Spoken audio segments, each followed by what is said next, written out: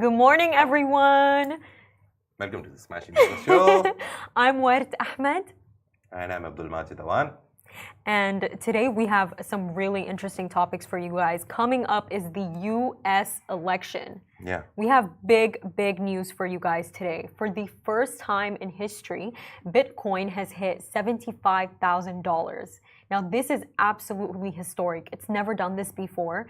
And many are predicting that this is due to Trump leading the race. Yeah, and Trump has like 240 electoral votes in his favor right now. The live ticker that I'm seeing everywhere. So right now he has 240, Kamala Harris, the Democrats candidate, 210. So it's just a very close race right now. Everyone was calling it a coin toss. We don't know who will win. But right now it's Trump taking the lead, and he's a very pro-crypto person because of Elon Musk's involvement in his campaign. So let's see. It's a coin toss still right now, to be honest. We don't know what will happen. But other than that, what I really see is, you know, he's gone from bullets to Bitcoin. Yeah. Think about it like that. Like a bullet almost, you know, went through this man, but it ended up grazing his ear. And now he's almost going to win his second presidential election. Yeah. I think this is really going to make him like a prophetic figure, especially in the business world. And there have been like other figures who've risen to this level. Obama won twice, Bush won twice, Bush Jr. But yeah, with Trump, he has this X factor about him, I guess. He does. He's just a different personality that we've seen in the past decade in the US like presidential race. Usually we have a very set figure who's there, who has a perfect tie, a perfect coat, the perfect words. But in the last 10-15 years, the US presidential race, the dynamics have changed. People want more mercurial personalities, more interesting personalities. They just don't want like a canvas which is the perfect candidate. They want someone who has a personality of their own, not the US presidential personality. And you know, Majid, in 2016, when Trump actually won, what made him appeal to so many of the masses in the US and the world, he has this almost like anti-establishment rhetoric. I remember, I believe he said, you know, he had this promise that he would drain the swamp in 2016. And the reason why it really links to Bitcoin increasing is because of the fact that in Bitcoin, it's not government-controlled money.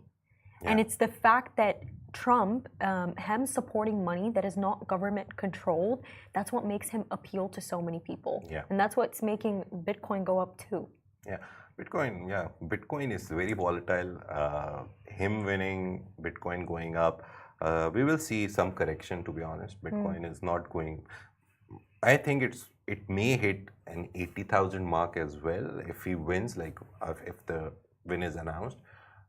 Again, coming back to his supporters, Elon Musk, it's a big contribution from him, be it coming to the rallies, be it giving $1 million to the Pennsylvania people, one of the biggest swing states.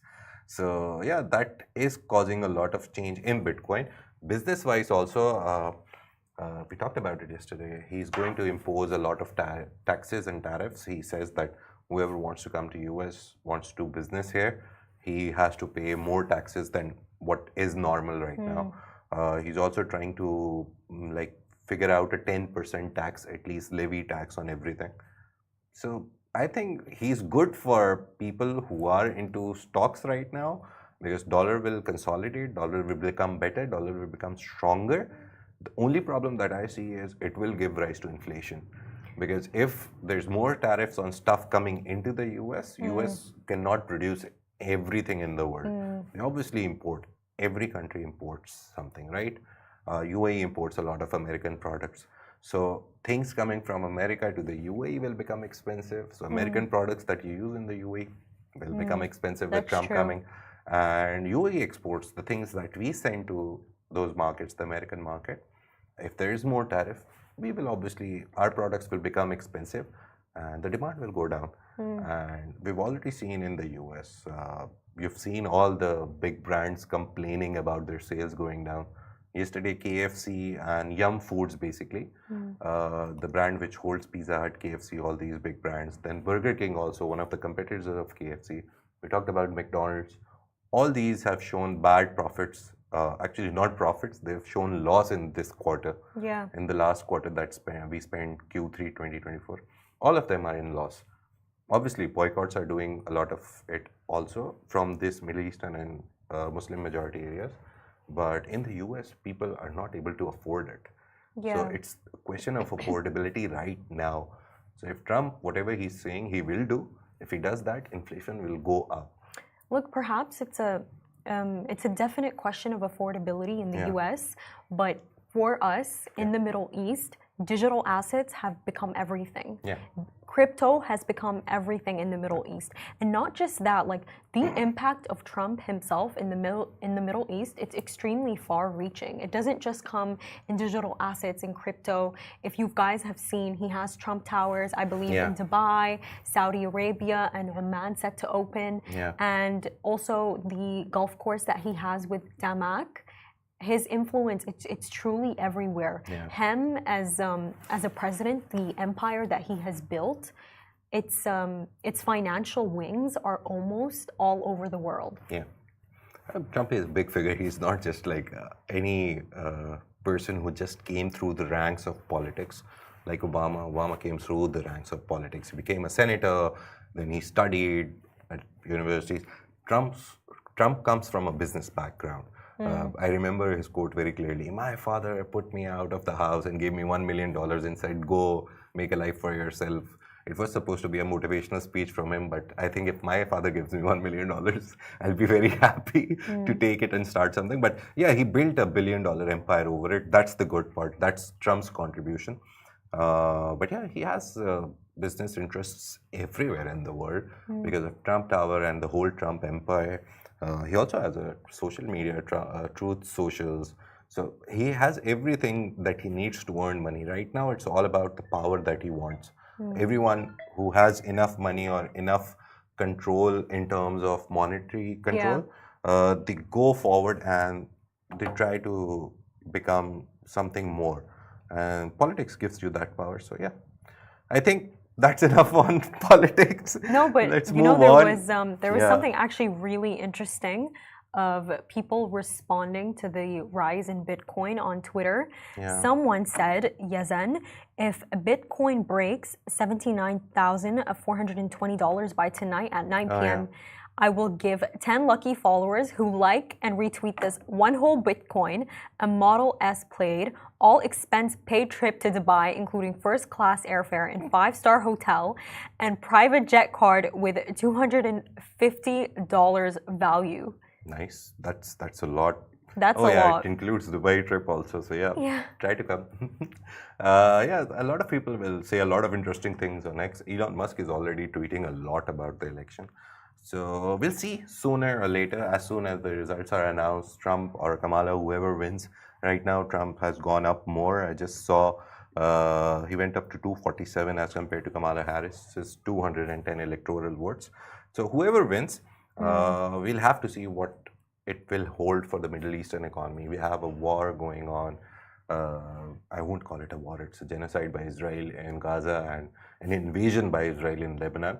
But Western media loves to call it a war. There is no war happening. It's a genocide and an invasion. So that we need to see whoever is in support of ending it. Kamala yesterday said that she will come and finish this war. Maybe she was just making a last appeal to the Muslim because Americans. She was there for 4 years. Yeah, so just the only thing that I care about right now in regards to election, what will happen to the economy? I said taxes and tariffs are things that go to the US. The prices will increase, so demand will fall and industries will suffer here. Our local products which go there suffer. And also stuff that comes from there to here, that will suffer. We'll have like more prices over it. Inflation here on American products. So just let's see who wins and we'll then discuss what is happening because of their economic policies. So yeah, that happened, right? Good discussion, I guess, on politics and the economic sides of the US election. Apart from that, coming back to the region, ADNOC, Mastar and Microsoft have teamed up to drive AI and low carbon innovations. It's a strategic collaboration agreement that they've signed at IDPEC, which is into day 3 today. Yeah. And ADIPEC, again, one of the biggest energy conferences in the world right now. Mainly what I've seen is it's very funny. A lot of signings that happened at ADIPEC are led by ADNOC. So it looks like more like an ADNOC event right now. But yeah, this is happening, and one of the important things that will happen under the strategic collaboration agreement is that Microsoft is setting up 2 data centers. They've announced 2. They will obviously set up a lot more in Abu Dhabi. And we've seen over the years that data centers need a lot of energy. Yeah. That's one of the biggest discussion points at ADIPEC right now in Abu Dhabi. That how do you produce so much energy for these data centers, which help all the AI change, all the AI revolution that is happening in the world. Yeah. So, but much Yeah. more than that, we're really seeing that Microsoft here, it's trying to get its hands everywhere, because recently they had a partnership with G42, the largest artificial intelligence company in the UAE, and it's led by Sheikh Danoon. Yeah. He's also a very famous commentator on X. And if you really think about it, like, why are they doing this? They're doing this because they see the importance of digital assets that are spreading in the UAE, that are spreading in the Middle East right now. Mainly data centers right now, and AI, obviously, you're talking about digital assets. AI is a part of that. AI is a part of everything right now. So to support the extensive network that is AI, that AI needs, you need data centers, and this partnership shows that this region is becoming a hub for data centers. One of the biggest reasons, we talked about it before the show as well, energy. You need energy to run these mega, giant, big data centers. And if you don't have that kind of energy or cheap energy, they can become very expensive. So the whole infrastructure that supports AI, if that is expensive, eventually AI will become expensive also. So the products coming out of AI will become expensive. ChatGPT will become expensive. That's the biggest concern for everyone. But much more than that, this entire project over here, it's really important for the UAE because they are trying to reach a net zero 2045 goal. Yeah. And to do that, they basically need to have near zero methane emissions by 2030. And sustainability, it is so important. It's really so important. I always say this, but all the businesses that are being built, everything that's being built right now, all that progress will go into nothing if we do not try to combat climate change. Yeah. Sustainability is, again, one of the biggest things. We'll have to see. Last year was the year of sustainability because COP28 was happening in the UAE. This year, they extended it to this year. Let's see what happens for the next year, what plans UAE has for the next year in regards to sustainability. They will obviously come up with some policy or some kind of initiative. I did read something where the UAE did express that they have a plan to have a business fund for climate change. But the issue with setting up the entire fund is that not all countries, I believe, have the funds to set it up right now. And they still need to take a lot of factors into consideration. But the hope is that it will be settled in COP29 soon. Yeah. It will come together. The main idea, I remember, what happened at COP28, the UAE consensus. Yeah. The main idea was that the developed countries which have more industrialization, they have more industries, more greenhouse emissions, they will contribute 80% of the money to that fund. The 20% will come from here and there, obviously. But the fund, yes, you're talking about is very important because a lot of countries, you must have seen in Sudan, your country, or the sub-Saharan Africa, there's a lot of scarcity of water. In our region, in Asia, there's a lot of water, so there's always flooding happening. There's no infrastructure for dams. In Pakistan, every year I see torrential rains cause a problem in the Sindh province, in other provinces. India is currently facing flood problems. And remember the extreme rain last year? Yeah. It has somehow come here as well. The extreme things that happen due to bad weather or the weather pattern changes. So all these things, obviously UAE is a developed country. They have a whole good economy. The GDP is great. But for the underdeveloped countries which don't have that kind of money to put in an infrastructure to avoid flooding or to tackle the scarcity of water like Africa, sub-Saharan Africa, this fund will help them. So it was like taking money from the people who are causing all of this and then giving it to the people who can't afford to build an infrastructure for that. But aid doesn't work, Majid. Foreign It's aid does not not aid. work. It's what I saw was that the fund will be used to make projects, not like just given to the government and be like, okay, use it.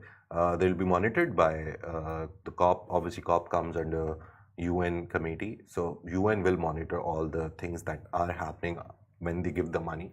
So there will be a watchdog over all this budget. So that's the good part, that directly or indirectly, someone will be looking at the funds and how they are used. But you know, Majid, these watchdogs, it doesn't often work. Even when the UN sends people to, you know, make sure that they're watching over everything, it doesn't work. Like, for example, there was this case, I believe it was between 2018 to 2020.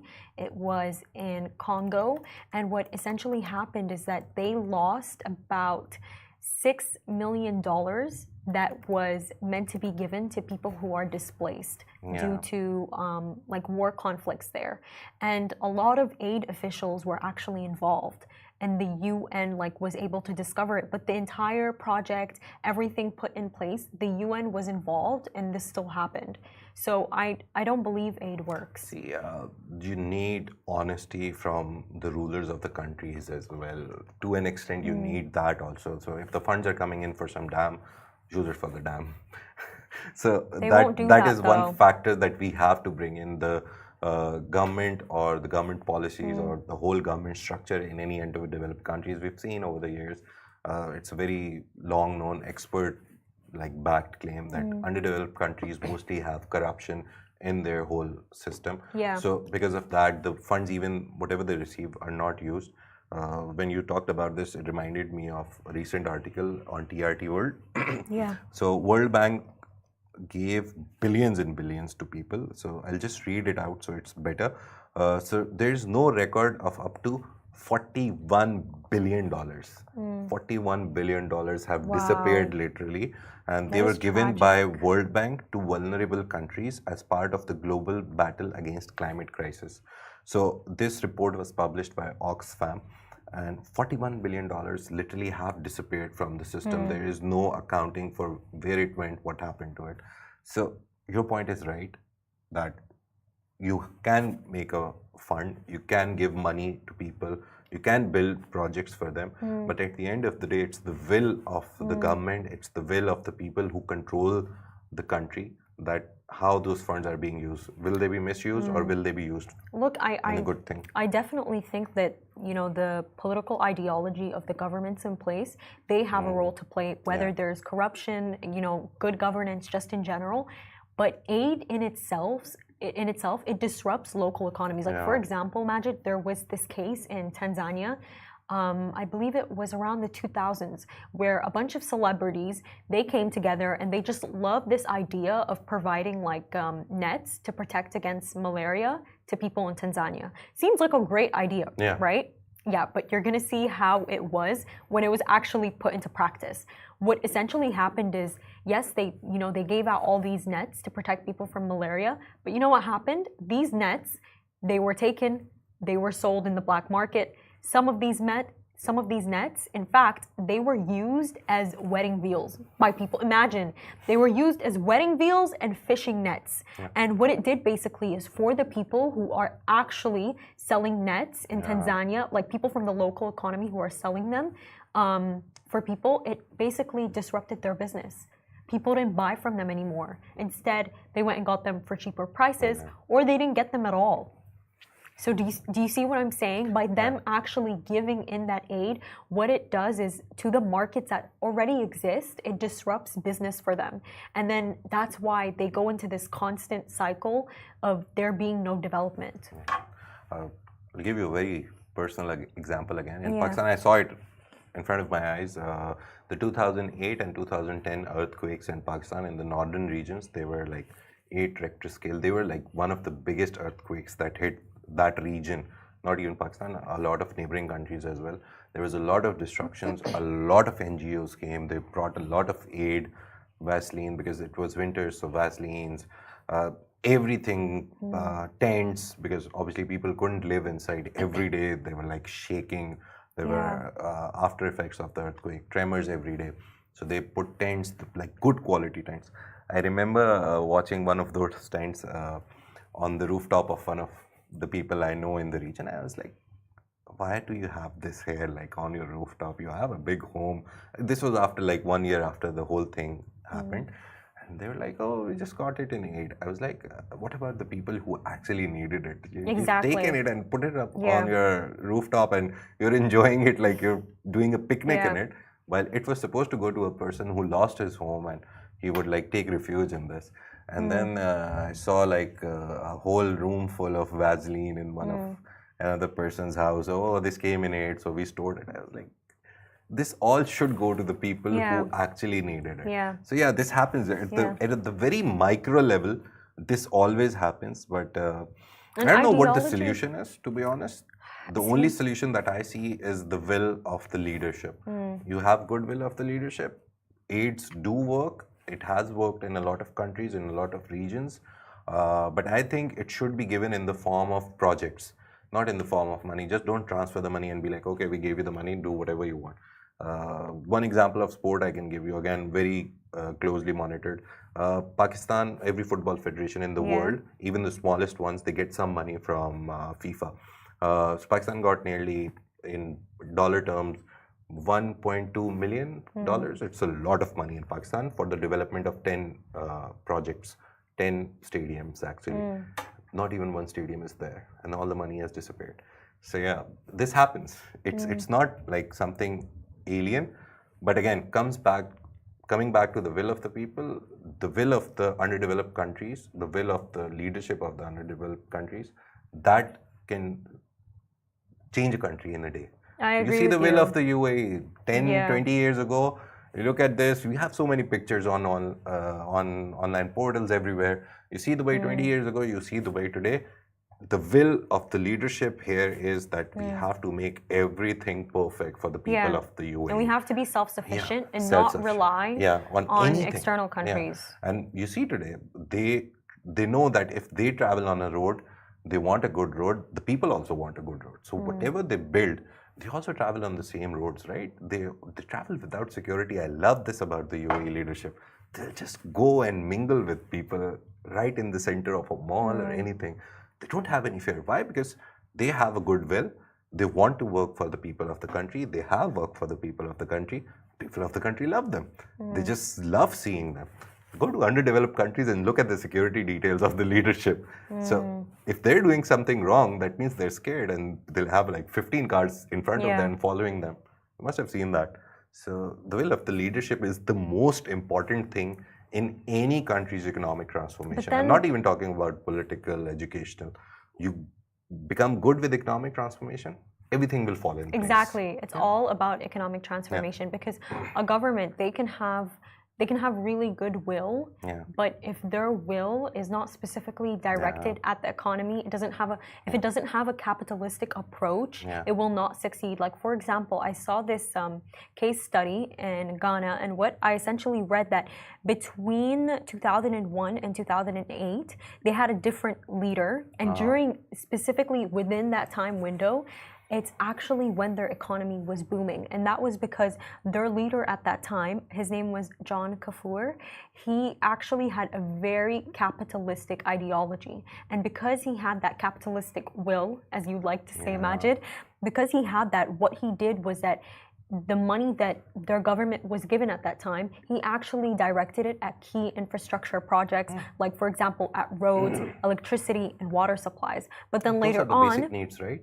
Yeah, but then later on between 2009 and 2016, when the power shifted in Ghana, and then they had socialist leaders at that time, and what they did was that because they were socialists, they actually took the money that was given to them, and instead they actually directed it into education, healthcare, and poverty alleviation programs. And while that's great, that's very helpful. You know, poverty, it's almost a cycle. And the only way that it can be broken is if the economy is improved. Yeah. That's really what I do believe in. Yeah. So yeah, focus on making the economy better. Everything will fall in place. You have money, you can make a good health sector. You have money, you can make a good education sector. You have money, you can literally do anything in this world right now. You can buy resources, you can bring the best teachers, teach in your schools. You can get the best doctors to come and work for you. So yeah, money runs the world, to be honest, right now. It does, but Yeah, just just need on the that topic of will to, yeah. aid, I do believe it makes the poor poorer. Yeah, I yeah. really do. Always. Main thing is just give, don't like the same fish example. Don't give them the fish, teach them how to fish. Exactly. And you will Yeah. eventually have a good economy.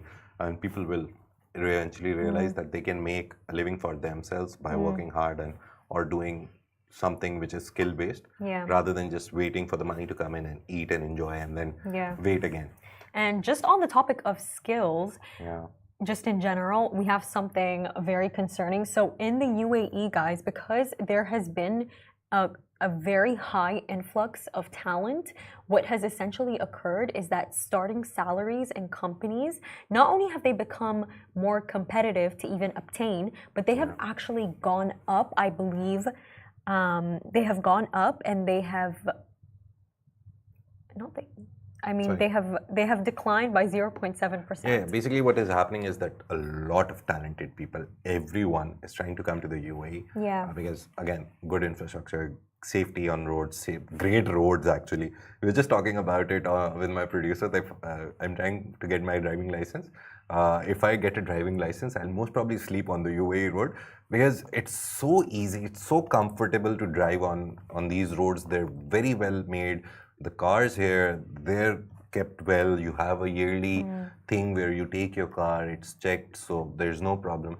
So if you're driving a Tesla on a UAE road, it's like you're just like traveling on air. There's no noise, no nothing. I remember the very first time I came here, one of my friends, he was like, okay, I'll tell you what 120 kph like the speed feels like. And we sat in the car and he took us on a highway where obviously the speed limit was 120. So he went above 120 and I didn't feel a thing. It's impossible to do that in my country. So I was like, why am I not feeling? Just the push that you feel. Apart from that, I was like, it's so smooth. So yeah, everything is great in the UAE. So everyone wants to come here, obviously, and the salaries are great. Everything else is great. And now there's more competition. Yeah, so that is giving rise to a lot of competition. So if you want to hire someone, if a company wants to hire someone, they have, if they had one option or 10 options, now they have 100,000 options. And everyone wants a piece of this economy right now, which is booming, to be honest. So yeah, that has created more competition. The good idea for companies is that they have brought the base salaries or the starting salaries down. So this was a report by Robert Half. It's a consultancy company for HR. So they published the 2025 UAE salary guide. The main categories or the main industries that they touched was finance, accounting, IT, technology, and HR.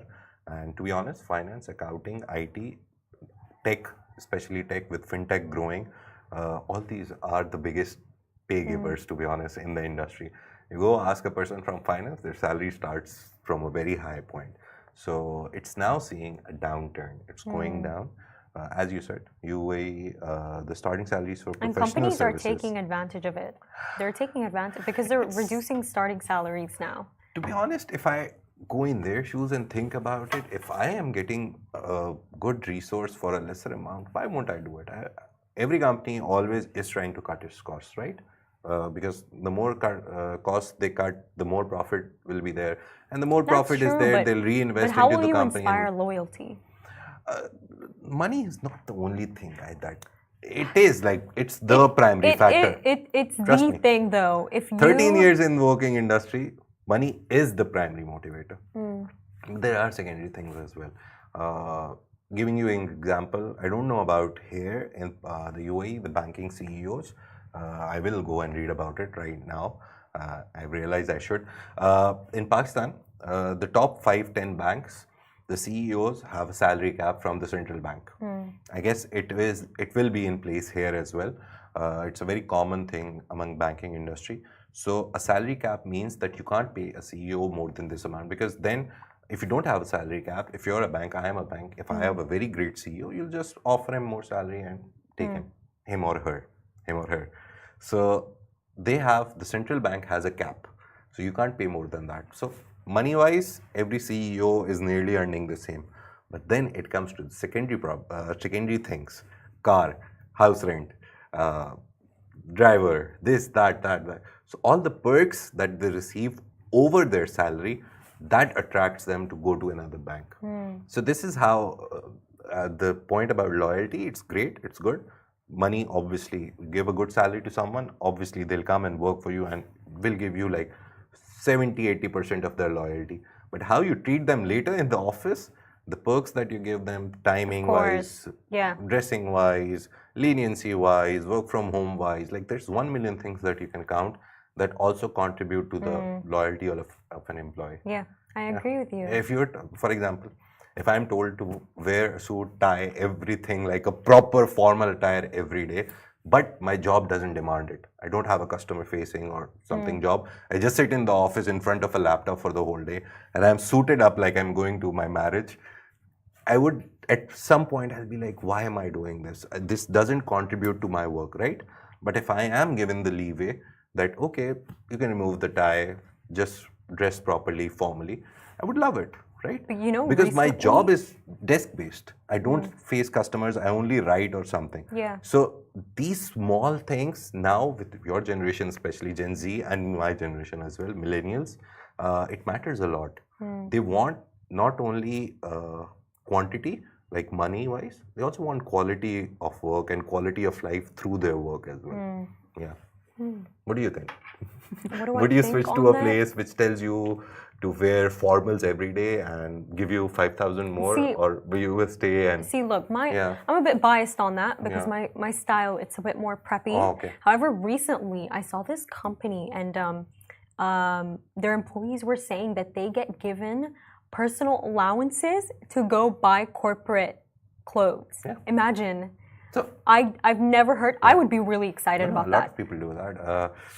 In the media industry, what I've seen, the only example that comes to my mind is the media industry, because a lot of people who come on screen, they get a lot of budget only for their clothes. They get a salary, separate salary, but for everything else, their upkeep, their massages, parlors thing, their hair thing, if they don't have an in-house makeup room or makeup something, they get a whole budget every month for every day actually. They have a limit of every day you can use this. So they get everything done. So it depends on the industry as well, I guess. But the basic difference is customer facing roles or backdoor or like backroom roles. So if you're in a backroom role, then you're told to wear a suit every day, which isn't practical because who are you going to show everything to? You're not presenting yourself, you're just doing work on the laptop. For an IT guy who's like, the basic work is like setting up infrastructures or like setting up the server room, a suit doesn't make sense. It's not practical. So he would hate a job where he has to wear a suit every day and go to the job and be like, oh, I'm changing wires and I'm wearing a tie and suit. So those small things, I think, now contribute to the loyalty of, it's not just the pay, it is the pay. Primary pay, but everything else also contributes. So in UAE, the good thing is that people are coming here, people want a job here, people want to set up a life here. With so many visas opening up, everyone has some kind of a plan, visa plan also now. Before it was like only work visa or 1 or 2 visas. Now with the golden visa chances, you buy property, you get a golden visa. You do this, you get a golden visa. There's blue visas, green visas for certain But you know, specialties. Majid, I do also hope that, you know, other cities in the Emirate, like Ajman, Ras Al Khaimah, that they also become more, that people move there instead of Dubai. Because the traffic is absolutely horrible. It's horrible now. It's something else because of the amount of people that have moved to Dubai. I hope that gets better. Yeah, they will get better. Everything will get better, hopefully. I'm not a very optimistic guy. I'm a very realistic guy. We were talking about that, but realistically speaking, everything eventually gets better. Of course. I always follow the mantra: "This too shall pass." So if it's a good time, be humble, be kind to people, and just go on. And if it's a bad time, just say, "This too shall pass." Be humble, be kind. Be thankful for whatever you have, and then move on. I agree with you. And speaking of moving on, our next topic. So in Saudi Arabia, tourism has gone up. I believe the UN reported. Can you tell us what the percentage is, Majid? A lot of big numbers in this report. So the kingdom achieved a significant milestone, ranking 12th globally in international tourist spending. So international tourist spending in the world, Saudi is top in the top 15, I'll say 12th. and the tourists spent nearly 36 billion US dollars in the kingdom in 2023, the last year. I basically found this story on LinkedIn. I forgot the name of the guy, but he's the CEO of Saudi holding company. So he presented all these numbers, and then I found the UN World Tourism Organization report, and obviously checked. And this, big numbers coming in. We talked about Saudi Arabia basically reaching their 2030 Saudi Vision targets sooner than 2030. They achieved it in this first half of 2024. So they were trying to get like 200 and something million people to the kingdom, and this included obviously Umrah and Hajj as well. It's not like excluding all those numbers. It includes religious tourism as well. So they've already achieved the target, and these numbers now, they show that they're doing good. Yeah, they are. They're very on track for Saudi Vision. And these numbers, they're only going to go up. Like recently, we've seen that the Neom Island project was launched, and it's worth $1.5 trillion. So people are just going to continue going to Saudi Arabia. Not only is it its tourism sector, it's so beautiful because now they've added all of these leisurely activities. There's also Hajj in Saudi Arabia. So just overall, Saudi Arabia is becoming a place that it fits the needs of everybody. If you're looking for if you're looking for a religious trip, that's where you can go. If you're looking for leisurely activities, cultural activities, that's where you can go. And it's absolutely revolutionary because not so long ago, I believe people couldn't go to cinemas. Yeah. So they now opened cinemas in like 2018 or 2019, and you look at the Saudi blockbuster numbers, they're crazy. People love it. So I've also talked about that report. Basic idea was that ticket prices are stable, but the results of ticket sales, like the sales of tickets, they're going up every quarter.